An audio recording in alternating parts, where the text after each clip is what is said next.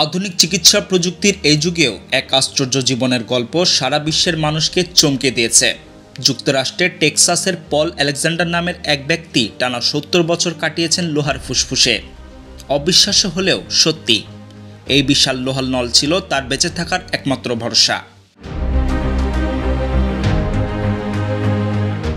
১৯৫২ সালে মাত্র ৬ বছর বয়সে পোলিওতে আক্রান্ত হন পল। সেই সময় এই ভয়াবহ ভাইরাসে যুক্তরাষ্ট্র জুড়ে ছড়িয়ে পড়েছিল আতঙ্ক।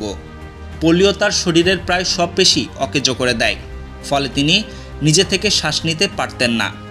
তখনই চিকিৎসকরা তাকে আয়রন লাং বা লোহার ফুসফুসে রাখেন, একটি যন্ত্র যা শরীরের বাইরে থেকে বায়ুচাপের সাহায্যে ফুসফুসকে সংকোচন ও প্রসারণে সহায়তা করে।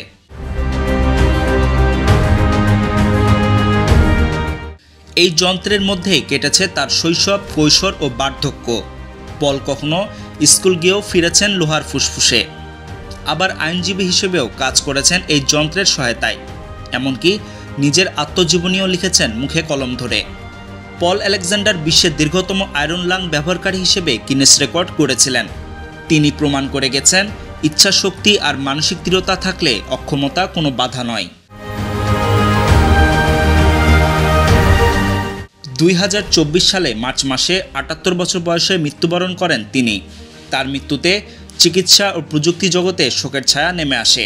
তবে পলের জীবনগাথা আজও মানুষকে অনুপ্রাণিত করে।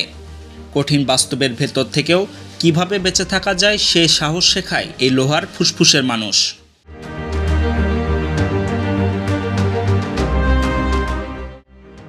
Desk report, tweet news.